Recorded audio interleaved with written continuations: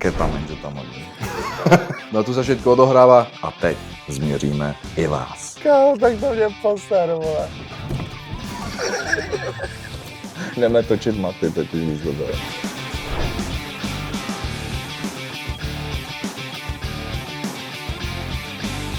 Ale to by mě dobře zabilo. Ktorého takto nosím cez noc. Čoko, môže ísť David vonku? On teraz visí, nemôže teraz. Môžeme za ním? No môžete ho počkať, keď tak. Máš tu návštěvu. Čau lidi, dejte mi jenom 15 minut, já se ještě trochu protáhnu a jsem hned u vás. Čau lidi, já jsem David Hrončok, IFBB Pro Classic Physics a dneska strávíte den se mnou. Je 10:55, tak si shrneme moji ranní rutinu. Takhle slovně. První po probuzení si dám vodu, do vody hodím glutamin, teď jsem chtěl říct zase něco jiného. Tam si nemůžu dělat takovou prdel, ne z toho. Ketamin, že tam hodím. Ne, hodím tam glutamin, pak tam hodím kreatin, jáčka, elektrolyty. Kopnu to do sebe. Potom přecházíme na ranní kardio. 30 minut, nemám to moc daleko, mám to hned tady, takže tady 5,5 rychlost, 30 minut. Běhám tam jak Fredka, takže se přesouváme na jídlo číslo 2, což bude hovězí steak, brambory a to už si uděláme právě teď. Styling. Styling to. To je, vole, myšelinská restaurace. A tím, že jedeme do New Yorku závodit, tak už si pouštím vždycky k jídlu lidi jaký. Get healthy, get in shape. Get everybody looking all anorexic, talking about that's healthy. I know what healthy is. And tell you A something. teď máme top 5 míst v New Yorku na jídlo, který musíš vyzkoušet. Ten brambor jsem si mohl taky nakrájet, ne? To si ty, nazdar, poď ďalej, poď. Nachádzame sa v našom kráľovstve, túto mojou princeznou, ktorá mi uľahčuje každodenný život. No tu sa všetko odohráva, dnes si ukážeme day in a life, ako vyzerá môj bežný deň, 4 týždne do súťaže. OK, máme ránečko, asi nejakých 8 hodín. Ja vždycky takto začínam deň, keďže po spánku sme dehydrovaní a prvé, čo pôjdeme do gymu si dať kardio, nejaký posing. Nachystám si svoje doplnky, ktoré mávam na lačno a samozrejme napijeme sa kopec vody. Používam takýto elektrolytový produkt, ktorý obsahuje minerály na teda hydratovanie tela. Pár doplnkov, ktoré používam na rozbehnutie tela, trošku začanie regenerácie, zlepšenie trávenia, imunitu, celkovo zlepšenie metabolizmu. No zatiaľ predtým, než odídeme, si ešte to prvé jedlo aj trošku nachystám, keďže som vždycky veľmi hladný, tak chcem to mať ready a prísť a už len si sadnúť a jesť. OK, sme na ceste do fitka, ako som hovoril. Máme pred sebou cardio session a posing session, ale čaká jedna veľmi dôležitá zastávka, bez ktorej neexistuje žiadne ráno. Si mať života bodič. Nech sa páči sa, zoberte si. Teraz máš připravený na to. Room tour. První komora, to je jenom takový odkladiště věcí. Boty, bundy, láče z Campinos. Teď přicházíme do té hlavní komory, ještě tady, když otevřeš dveře, tak to jsem já a moje žena. Kdyby náhodou jsem chtěl jít někdo, ať ví, kdo tady žije. Rozumíte? Tak, otevřete dveře a nacházíme se u mě v pokoji. Mám tady svůj natahovací nástroj, protahovací, protože jsem Classic Physics a mám váhový limit. Kvůli váhovému limitu, já schválně mluvím takhle spisovně, kvůli tomuhle limitu jsem si musel koupit metr za 5 000. Jsem asi jediný kokot, co má lékařský metr doma. Ale tomu se říká 100% locked in. A profi přístup. A teď změříme i vás. Chci se změřit? No ideme na to.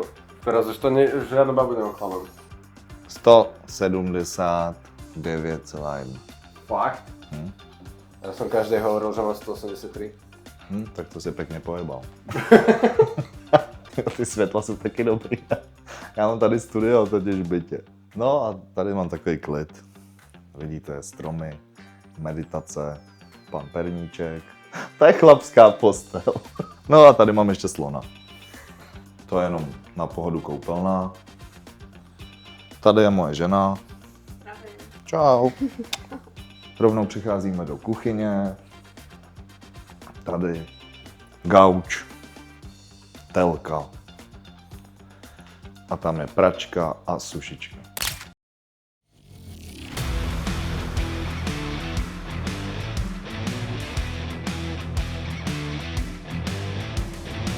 Prvá časť práce, povedzme, za nami. Máme teda 25 minút kardia, potrebujem si rozbehnúť srdce rýchlejšie, trošku tomu pridať. Dneska bola aj najnižšia váha pod 108 kg, takže zase vidíme trošku lepšiu definíciu všade. Trošku zase aj posing, takto nalačno, keďže vtedy je to najťažšie, sme prázdni.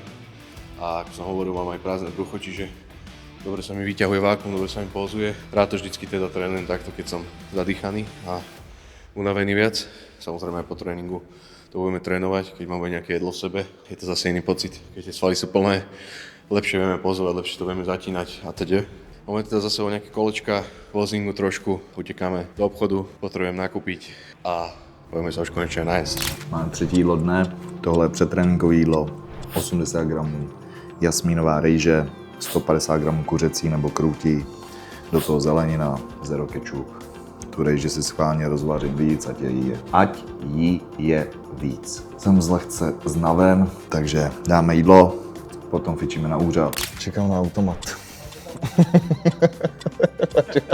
Jdeme točit maty, totiž místo toho. Zrychlené vydání.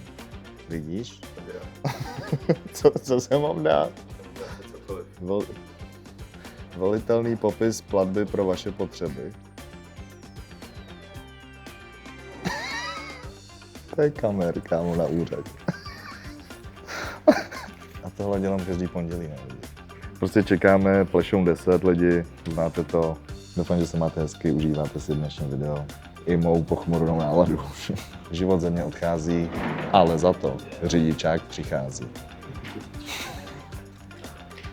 Ale když tam udělám prostě... A ona, tak fotíme. A ona, kurva, co děláš? Petr je nějaký retard, kurva, jak mu mohli dát řidičák.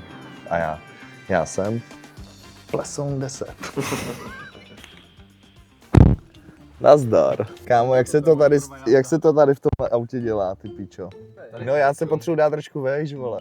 Zkontroluji, vole, zrcátka. Poprvé řídíte ještě na kameru, vole. Kámo, co to je? Dá tam jedničku, vole, já jsem naučený z toho svýho auta, vole. Tady to máš úplně debilně, já jsem to tam měl tak krásně, kámo. To šlo, vole.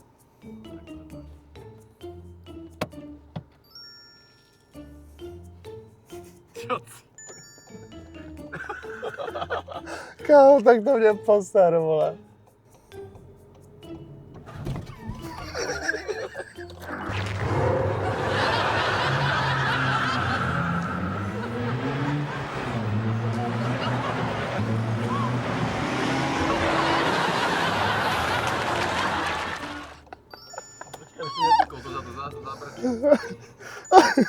Kámo, to je strašný auto.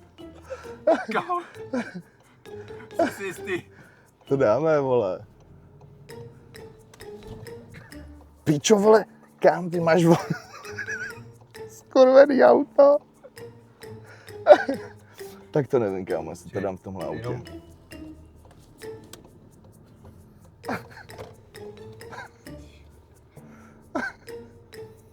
Pičo, dětku, vole.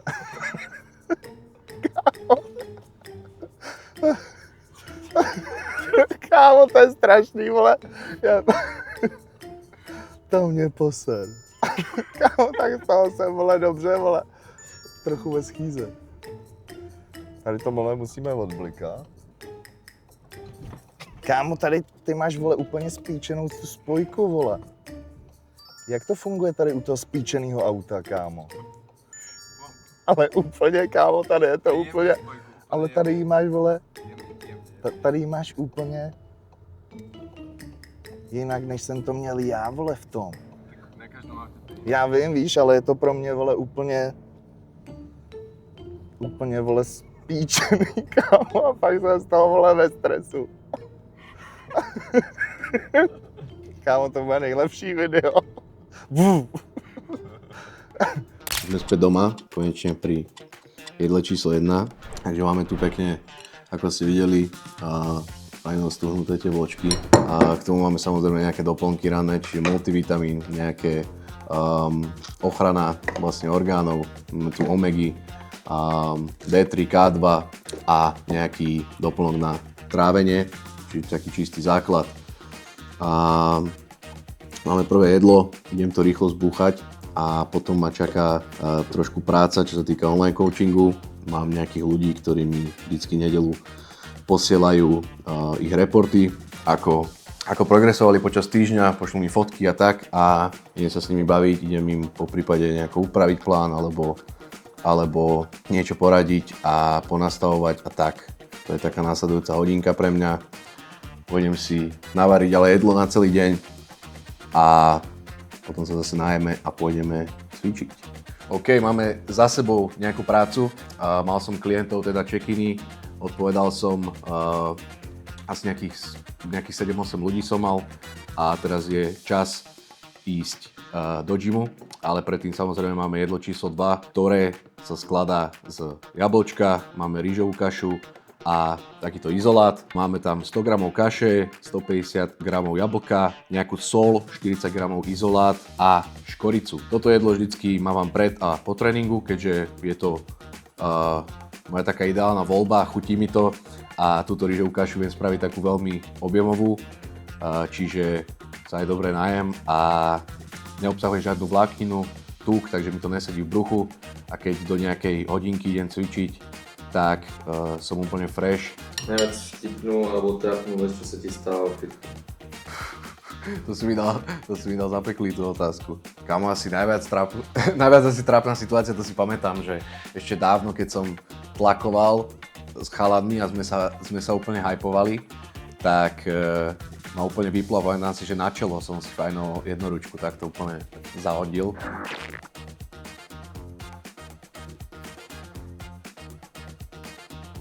Ty kokso, ale to ja som sa vtedy zlákol, lebo som to nečakal a normálne, že išiel som a jak som už dotláčal, tak proste presne ma vyplo a takto mi len na čelo padla, ja neviem, asi 20 kg jednoručka, vtedy to bola strašne ťažká váha pre mňa a ja som normálne, že vtedy som skončil tréning a išiel som proste že domov, lebo to sa úplne trápne cítil a úplne ma to zahambilo, takže to si inak pamätám, ale inak neviem, akože bežne mi kladka vystrelí, alebo niečo, že proste takéto, ale čo ja viem, neviem, moc takých trápnych vecí sa mi nejako nestalo, neviem, takže...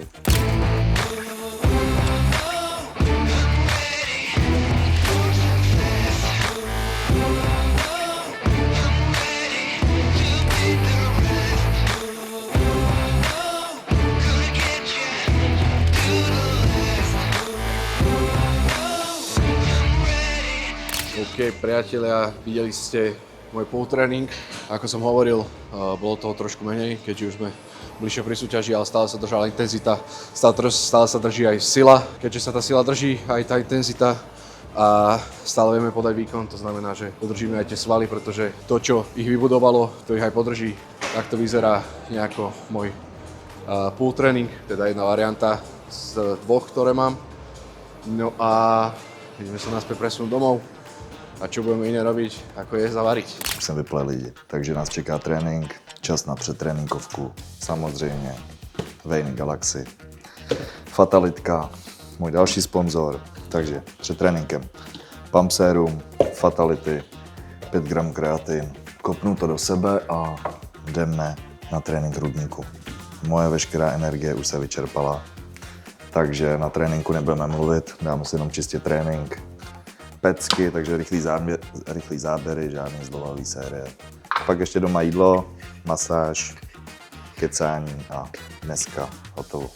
Dáme si trošku víc. Tak by si tam hodil 328 gramů, ne? Ale to by mě dobře zabilo.